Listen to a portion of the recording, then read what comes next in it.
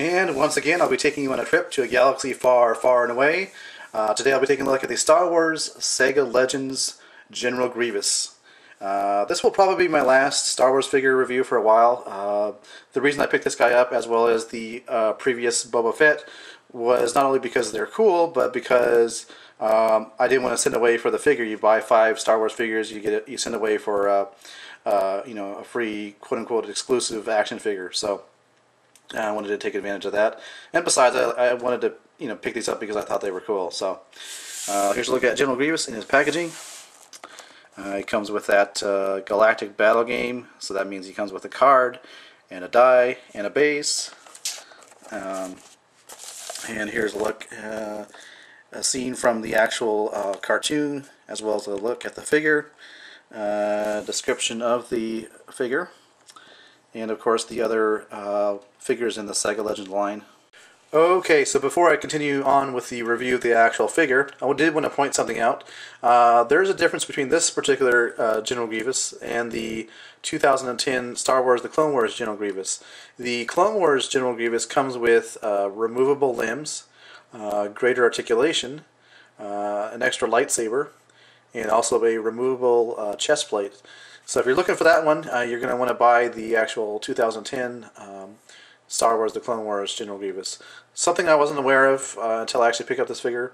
Again, I'm a casual Star Wars fan, so I didn't really catch on to that until I actually got the figure unpackaged and everything. But I'm still pleased with this particular General Grievous. Accessories, you get the die for the game.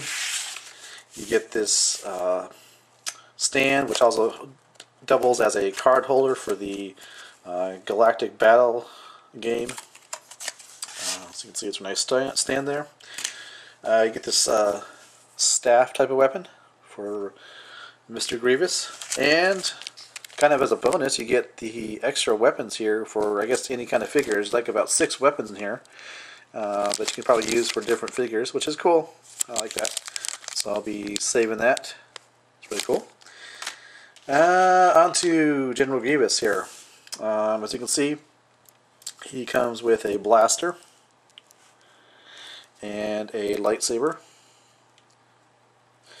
and holds them pretty well. If you notice on his blaster hand, it's pretty much molded for the handle of the gun. In fact, his forefinger does fit into the area where the trigger would be, so that's cool. I'll go ahead and take that out because it'll probably fall out during the review. And here's the lightsaber. Now, he does have a removable cape, and the cape actually is really nice and really is what makes the figure cool, I think. It has this nice symbol here.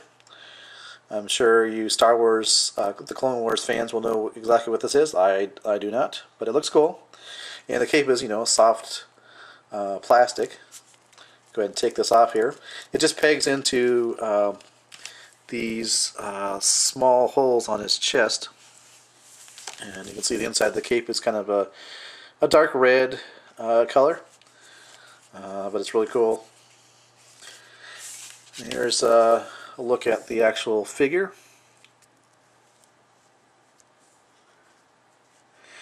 And as mentioned before, this has limited articulation, especially as compared to the Star Wars The Clone Wars 2010 General Grievous. So here's a look at his face. Pretty nice detailing in his eyes there, or the area surrounding his eyes. Articulation. Head is on a ball joint. Arms can go around, and they can go out just a little bit, like that. You don't really have a bend at the elbow. You do have a swivel, and there is no articulation at the wrists.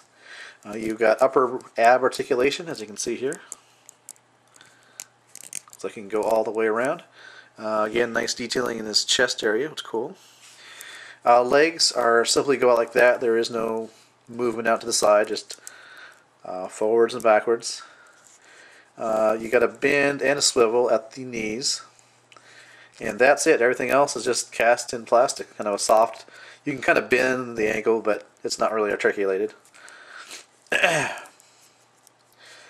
So it's pretty cool.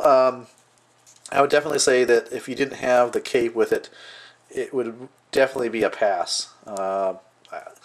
The cape really makes it look nice. The only problem with the cape, though, is it doesn't really peg into those holes very well. I can kind of get the one on that one side here. Let's see if I can get the other one. But it's a little bit difficult to get those in. But yeah, the cape definitely makes the figure. It's definitely cool. And just once again, like I said, the other General Grievous, the one with the 2010 Star Wars: The Clone Wars line, will actually have more articulation, and you'll get definitely some more features with it. But yeah, like I said, this is my first and probably be my only General Grievous figure. If I see it on sale, I might get the other one, the one I mentioned that's part of the 2010 Clone Wars line. I might pick it up on sale, but like I said, I'm not really too much of a Star Wars collector. I will pick up figures that I do like, but they usually are few and far between are the ones that I'll pick up. So, alright, well, thanks for watching. This has been my review of the Saga Legends Star Wars figure. This is General Grievous, and thank you for watching.